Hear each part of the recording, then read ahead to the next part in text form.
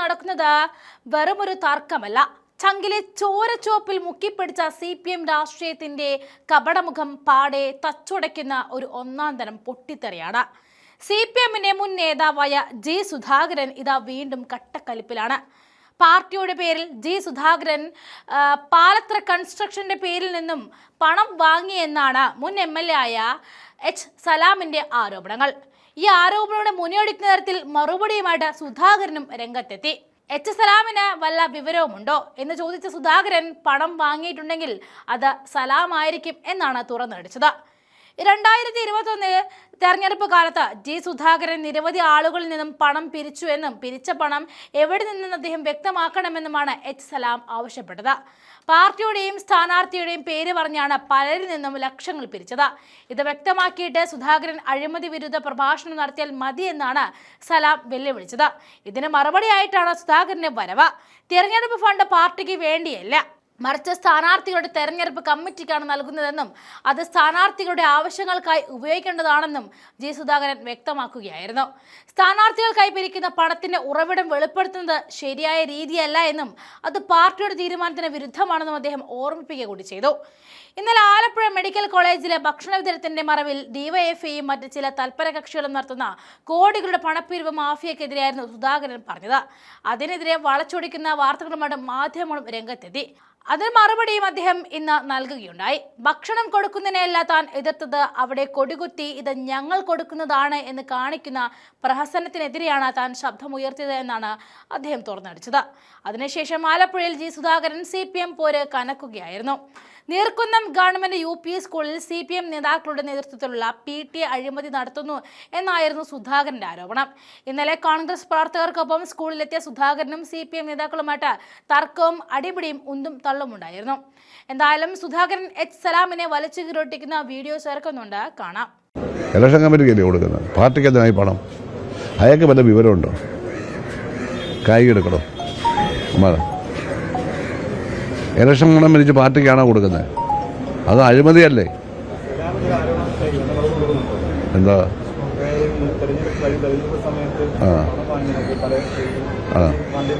പണം വാങ്ങിയ കായ്ക്ക് കിട്ടിയ കാണും. ഞാനല്ല മത്സരിച്ചത്. പണം വാങ്ങിയെങ്കിൽ അയാളല്ലേ മത്സരിച്ചതെന്ന് എന്ത് ചോദ്യമായി ചോദിക്കുന്നത്? മത്സരിച്ചത് അയാളല്ലേ, പിന്നെ അയാൾക്ക് വേണ്ടിയല്ലേ പണം പിരിക്കണ്ടേ? എന്തോ ചോദിക്കുന്നത് മനസ്സിലായില്ല. പാർട്ടിക്കല്ലല്ലോ കൊടുക്കുന്നത്, ഇലക്ഷൻ കമ്മിറ്റിക്കല്ലേ കൊടുക്കുന്നത്. പാർട്ടിക്ക് എന്തിനായി പണം? അയാൾക്ക് വല്ല വിവരമുണ്ടോ? കായിക എടുക്കണോ? ഇലക്ഷൻ പണം പിരിച്ച് പാർട്ടിക്കാണോ കൊടുക്കുന്നത്? അത് അഴിമതിയല്ലേ? ഇലക്ഷൻ്റെ പേര് പണം പിരിച്ച് പാർട്ടി ഫണ്ടിലേക്ക് കൊടുത്താൽ അത് അഴിമതിയാണ്. ആ സ്ഥാനാർത്ഥിയുടെ കമ്മിറ്റിക്കാണ് കൊടുക്കുക. കിട്ടിയ പണം അതുപോലെ കൊടുത്തു. അത് ആരിൽ നിന്നെല്ലാം കിട്ടി എന്ന് ഞാൻ പറഞ്ഞാൽ തന്നവരെ കളിയാക്കണം അല്ലേ? അത് തന്നവർക്കത് ഇഷ്ടമല്ലെങ്കിലോ? ശരി, ഞാൻ പറഞ്ഞ അയാൾക്ക് എന്ത് വിവരക്കേടാ പറയാൻ വയ്യാത്തത്? G. സുധാകരൻ സലാമല്ല G. സുധാകരൻ. ഞാൻ ആ പാർട്ടിയിലില്ലെങ്കിലും ആ പാർട്ടിയിൽ ഉണ്ടായിരുന്ന കാലത്ത് സ്ഥാനാർത്ഥിക്ക് വേണ്ടി പിരിച്ച പണം അതിനെ സോഴ്സ് വെളിപ്പെടുത്തത്തില്ല. ആരും വെളിപ്പെടുത്താൻ പാടില്ല. അതാ പാർട്ടി തീരുമാനം. വെളിപ്പെടുത്തിയാൽ തീർന്നില്ലേ? അവർ പിന്നെ പൈസ തരുമോ? ഇതൊക്കെ എല്ലാവർക്കും അറിവുള്ളതല്ലേ? പറ. ആണ്. അയാളുടെ വിവരക്കേടിന് എന്നെ കൂട്ടുപിടിക്കണ്ട. അയാൾ എന്തെങ്കിലും നടന്ന് പറഞ്ഞുകൊണ്ട് അയാൾക്ക് മറുപടി വേണ്ട കാര്യം എനിക്കില്ല. നിങ്ങൾ ചോദിച്ചുകൊണ്ട് പറഞ്ഞാണ്, ഒരു മറുപടി അർഹിക്കുന്നില്ല. പൊതിച്ചേറുമായി ബന്ധപ്പെട്ട് ഞാൻ പറഞ്ഞ കാര്യമല്ലല്ലോ ചർച്ചയായത്. ചോറ് കൊടുക്കരുതെന്ന് ആരെങ്കിലും പറയും. സൗജന്യ ഭക്ഷണം പാടില്ലെന്ന് ആര് പറഞ്ഞു? ഞാൻ പറഞ്ഞില്ല. രാഷ്ട്രീയ പാർട്ടികൾ മറ്റു സംഘടനകളും അതിനകത്ത് ഷെഡ് കെട്ടി പാചകം ചെയ്യാനൊക്കെ തിരന്ന് തന്നെയാണ് പറഞ്ഞത്. കേരളത്തിലെ ഒരു മെഡിക്കൽ കോളേജിലില്ല. ഉണ്ടെങ്കിൽ പറ. അതേസമയം ഭക്ഷണം മെഡിക്കൽ കോളേജിന് വെളിയിൽ സൗകര്യമായി പാചകം ചെയ്ത് കൊടുക്കാനാണ് പറഞ്ഞത്. അതങ്ങ് മാറ്റുക, അതല്ലേ പറഞ്ഞത്. എല്ലായിടത്തും കോഴിക്കോടൊക്കെ അങ്ങനെയല്ലേ ചെയ്തത്. ഇവിടെ മാത്രമേ ഇതിനകത്ത് ബന്ധം കെട്ടി അവിടെ പാചകം ചെയ്യുന്നത്. എന്താണ് പുറത്ത് പാചകം ചെയ്ത് ഇവിടെ കൊണ്ട് കൊടുക്കാം. അങ്ങനെ വിദ്യാഭ്യാസ മന്ത്രിക്കും തദ്ദേശ സ്വയംഭരണ മന്ത്രിക്കും ആഭ്യന്തര മന്ത്രിക്കും കൊടുക്കും. 3 പേർക്ക് കൊടുക്കണം. അത് തയ്യാറാക്കി വെച്ചാണ് നയിക്കും. വിദ്യാഭ്യാസ മന്ത്രി വിളിച്ചിരുന്നു, ആഭ്യന്തര മന്ത്രി വിളിച്ചിരുന്നു, പിന്നെ മന്ത്രി ലിജു വിളിച്ചിരുന്നു. അന്വേഷിച്ചു എന്താ കാര്യം കാര്യം പറഞ്ഞു. പോലീസ് കേസൊന്നും ഞാൻ കൊടുത്തില്ല, കാരണം എനിക്ക് പോലീസിലെ വിശ്വാസമില്ല. വീട്ടിലേക്ക് ഓഫീസിലേക്ക് പ്രതിഷേധം സംഘടിപ്പിക്കുന്നത് ഇടയ്ക്കിടയ്ക്ക് സംഘടിപ്പിക്കാറുണ്ടല്ലോ. ആദ്യമായിട്ടല്ലല്ലോ ആണോ? കുറേ സ്ത്രീകളുടെ നടത്തിയില്ല, കുറേ സ്ത്രീകളുടെ ആഹ്വാനം ചെയ്തല്ലോ. 12 സ്ത്രീകളുണ്ടായിരുന്നു. അവരുടെ ജില്ലാ സംസ്ഥാന ഭാരവാഹികൾ, അത് 2 മുനിസിപ്പൽ ചെയർമാന്മാരുണ്ട്. അത് 5 പേരുടെ പേരിൽ പോലീസ് എഫ്ഐആർ ഇട്ടിട്ടുള്ളൂ. തെറി വിളിച്ചത് സ്ത്രീകളെ കൊണ്ട് ഘോഷയാത്രയിൽ തെറി വിളിപ്പിക്കുന്ന പുതിയ സംസ്കാരം സ്ത്രീകളെ ഉപയോഗിച്ച് പോലീസ് എഫ്ഐആർ ഇട്ടിട്ടുണ്ട്. അവിടെ എല്ലാം പേര് 2 മുനിസിപ്പൽ ചെയർപേഴ്സന്മാരുടെ പേര്, ഒരു ജയമ്മ, ഒരു സൗമ്യരാജ്. മായ എന്ന് പറഞ്ഞാൽ ഓടിന്ന ആളാണല്ലോ, അവർ NGO ആയിരുന്നല്ലോ. അവർ പിന്നെ ഇനിയിപ്പോൾ ഇവരുടെ കൂടെ നടക്കട്ടെ, അതിൽ തെറി വിളിക്കുകയാണെങ്കിൽ പോലീസ് കേസെടുത്തോളും. അതൊന്നും പ്രശ്നമാക്കാൻ അവർക്ക് സ്വാതന്ത്ര്യം ഉണ്ടായില്ല.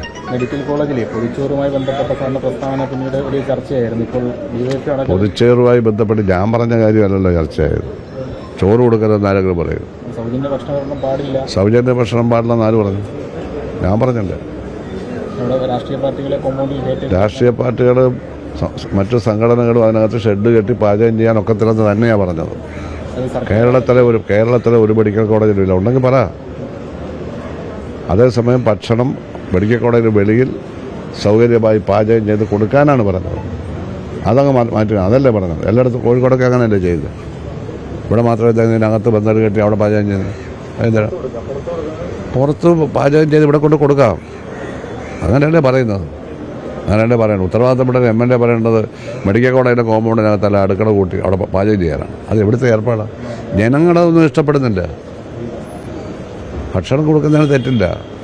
ഗവൺമെൻറ് മുമ്പ് ഭക്ഷണം കൊടുത്തുകൊണ്ട് നിർത്തിക്കളഞ്ഞ് കഴിഞ്ഞ ഗവൺമെൻറ് അറിയാമോ? മെഡിക്കൽ കോളേജിലെയും ആശുപത്രികളിലെയും കിടപ്പ് രോഗികൾക്ക് ഭക്ഷണം ഉണ്ടായിരുന്നു. പാല് മുട്ടയൊക്കെ കൊടുക്കുമായിരുന്നു പണ്ട്. ഞങ്ങളൊക്കെ കിടന്ന് കഴിച്ചിട്ടുണ്ട്. അതൊന്നും ഇപ്പോൾ ഇല്ല. അതെല്ലാം പുനഃസ്ഥാപിക്കണം പഴയ പോലെ തന്നെ. കൂട്ടിയെടുപ്പുകാർക്ക് വെളിയിൽ പോയി ഭക്ഷണം കഴിക്കുക, ഇവർ കൊടുക്കുന്ന ഭക്ഷണം കഴിക്കുക, അതിനൊന്നും തർക്കമുള്ള വിഷയമല്ല. ആർക്കും ഭക്ഷണം കൊടുക്കരുത് G. സുധാകരൻ പറയും, അങ്ങനെ പറയുമോ? അപ്പോൾ ചുമ്മാ പറയുന്നത് ഇതാ പറഞ്ഞത്.